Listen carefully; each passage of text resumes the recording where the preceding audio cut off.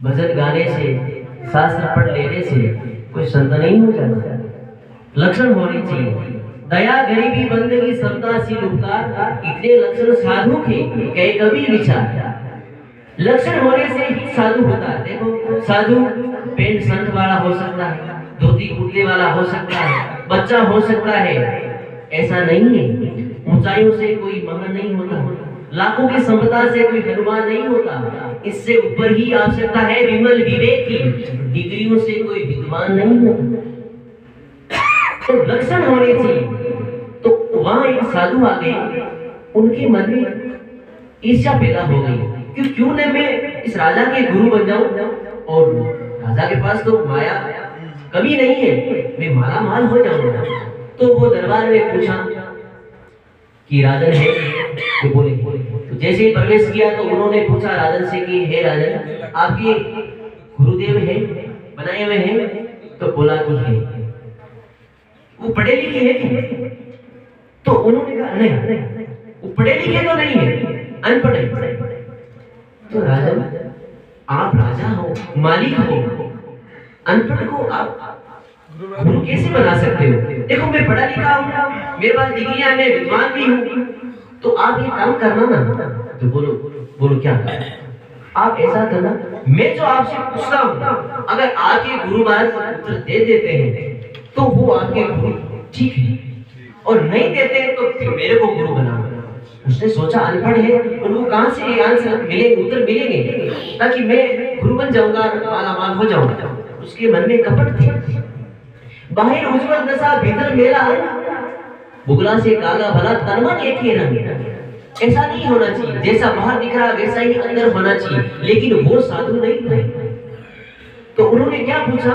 उन्होंने ये पूछा कि आप ऐसा करना, आपके गुरु महाराज सुबह आए तब उनसे पूछना कि भगवान कितने हैं। पहला प्रश्न।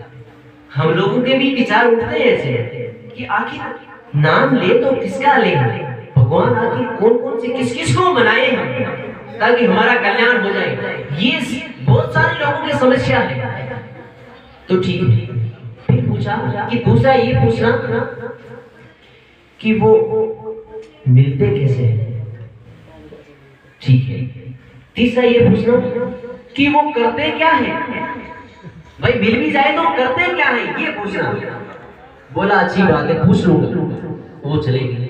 सुबह सवा लगी, गुरुदेव आए, राजा ने दंडोत प्रणाम किया।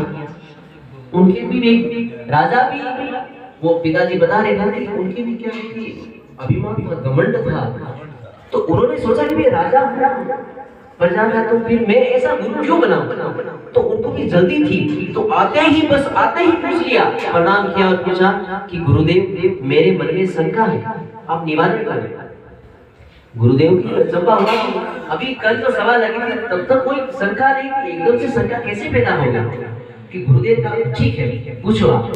तो वो पूछने लगे कि गुरुदेव आप बताओ कि भगवान कितने हैं? तो गुरुदेव ने कहा अच्छी बात है, अच्छी पूछी। तो उन्होंने क्या किया, उनकी माला थी जो सुमरण करते थे, कंठी थी। तो उन्होंने क्या, जैसे ही राजा ने प्रश्न पूछा, महाराज ने ये अपने गले की माला तोड़ के दी। राजा सोचा ये क्या हुआ? गुरुदेव ने कहा कि राजन पहला ये करो कि जो ये मेरी माला के जितने भी मणियां हैं, गिन के वापस मेरे को दो। तो राजा ने क्या किया, उठाया, लो गुरुदेव एक, फिर दूसरा उठाया, लो गुरुदेव दो। तो गुरुदेव ने कहा राजा ठहरो, क्या कह रहे हो आप? मैं ये कह रहा हूँ कि लो गुरुदेव ये दूसरा, ये दो। हाथ में बोला कि हाथ में कितना है? कि हाथ में तो एक ही है। फिर आपने दो कैसे बोले? अरे ये परमात्मा तो परमात्मा तो एक ही है, ये हम लोगों ने बना रखा है, एक है, दो है, चार है, पांच है। वो सृष्टि का मालिक तो एक ही है, जिन्होंने सबको बनाया है, जिन्होंने ब्रह्मा विष्णु महेश को बनाया है। ये 15वें अध्याय के 7वें श्लोक में आप पढ़ लेना, साफ साफ लिखा हुआ है, केवल ब्रह्मा विष्णु महेश ही परमात्मा नहीं है। जिस परमात्मा ने उनको बनाया है, हमें बनाया है, वो है परमात्मा। उसका भजन करना चाहिए, वो एक ही है। तो राजन को अचंभा हुआ कि अरे कहाँ शास्त्र पढ़ के बता रहे, ये तो एक लौकिक विहार की बातों में देखो हमने गुरुदेव उत्तर बता रहे, बताओ। गजब अचंभा हुआ। फिर दूसरा पूछा कि गुरुदेव बताओ वो आखिर मिलते कैसे हैं, भगवान कैसे मिलते हैं? और हमारे भी इच्छा होती है ना ऐसे कि भगवान हमें मिल जाए, हमें मिल जाए, वो कैसे मिलते हैं? तो राजा ने कहा, गुरुदेव ने कहा कि हे राजन, मैं जब से आया हूँ आते ही तो शुरू हो गया कि प्रश्न पूछता जा रहा है। तूने ऐसा नहीं पूछा कि गुरुदेव भूखे प्यासे हो, नाश्ता करोगे, कुछ ले लो? कि राजा ने कहा कि गुरुदेव गलती हो गई, बताओ आपके लिए क्या लेके आऊं? तो गुरुदेव ने कहा एक कटोरे में दूध लेके आया। तो वो लेके आया, सूखी रोटी मंगाई, गुरुदेव ने सूखी रोटी मंगाई। सूखी रोटी लाके उस दूध को ऐसे लेके उस रोटी पे लगाना शुरू हो गया। तो राजा अचंभित हुआ कि गुरुदेव आप ये क्या कर रहे हो? अगर घी लगाना है तो हमारे पेट में क्या आपकी दया से कमी है क्या? मैं लेके आ जाऊं। तो गुरुदेव ने कहा राजन इसमें घी नहीं है क्या? कि घी तो है लेकिन ऐसे नहीं मिलता है। तो बताओ कैसे? कि पहले इसको गर्म करना पड़ता है, फिर थोड़ा ठंडा, एकदम से पूरा ठंडा नहीं, थोड़ा थोड़ा गर्म फिर ठंडा, फिर उसमें छाछ डालते हैं, दही बनता है, फिर इसको मथते हैं, फिर मक्खन प्राप्त होता है, फिर उसको ताप पे धीमी आंच पे गर्म करते हैं, फिर मिलता है। कि ऐसे मिलता है क्या मक्खन? तो बता इसमें घी तो है ना?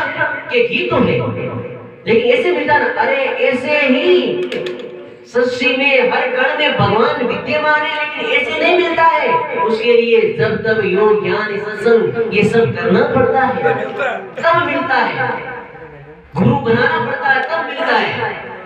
गजब का अचंभा हुआ।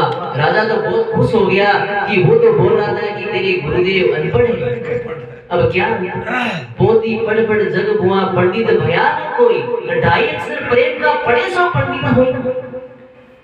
केवल किताबी ज्ञान लेने से, शास्त्र ज्ञान ग्रहण करने से, रट लेने से विद्वान नहीं हो जाता, ज्ञानी नहीं हो जाता। तो उसको राजा को बड़ा अचंभा हुआ। अब लास्ट प्रश्न था, वो पूछ रहा है कि गुरुदेव अंतिम प्रश्न है, कृपा करके आप बता दीजिए। तो बोला, गुरुदेव बोले पूछिए। तो उन्होंने पूछा कि परमात्मा एक है, समझ में आ गया, ऐसे मिलते हैं, समझ में आ गया, लेकिन जब वो मिल जाते हैं तो क्या करते हैं? तो ये भी अच्छी बात है। तो गुरुदेव ने कहा पहले तो ये बता कि पूछने वाला बड़ा होता है या बताने वाला? तो राजा ने कहा मैं तो जिज्ञासु हूं, पूछने वाला हूं, आप परमात्मा बताने वाले हो, आप बड़े हो। तो ये बता, तू सिंहासन पे विराजमान है, मैं नीचे हूँ, तो बड़ा मैं हूँ तो ऊपर मेरे को बैठना चाहिए। कि बिल्कुल बात सही, विराजिए। तो राजा नीचे आ गया, गुरुदेव की जगह नीचे सिंहासन में बैठा और गुरुदेव राजा की जगह सिंहासन पर विराजमान हो गए। फिर बोले कि देख, अभी कुछ ही पल पहले तू सिंहासन में विराजमान था, पूरा राजपाट, पूरा सब कुछ तेरे हाथ में था। तू चाहता तो मुझे यहाँ से नगरी से बाहर निकाल सकता था, देश निकाल दे सकता था, लेकिन अब इधर देख, अभी कुछ ही पल में देख, राज सिंहासन में मैं विराजमान हूँ। अब मैं चाहूँ देश निकाला दे सकता हूँ, देश से तेरे को बाहर निकाल सकता हूँ। यही करता है परमात्मा, नीचे कर देता है, नीचे ऊपर कर देता है। जो मेरा सुमरण करता है, मेरे को दिन रात याद करता है, भूलता नहीं है, उसको मैं फकीर से राजा बना देता हूँ, और जो दूर रहता है उसको मैं राजा से फकीर बना देता हूँ। ये किया है परमात्मा ने। उसने दंडवत प्रणाम किया कि गुरुदेव आप महान हो, पढ़ने लिखने से कुछ नहीं होता। तो ऐसे परमात्मा मिलते हैं और ऐसे ही परमात्मा होते हैं और यही परमात्मा करते हैं। तो हमें भी ये ज्ञान है, हम इस सभी भटकते रहते हैं। पहले देखो, हम सोचते हैं कि ब्रह्म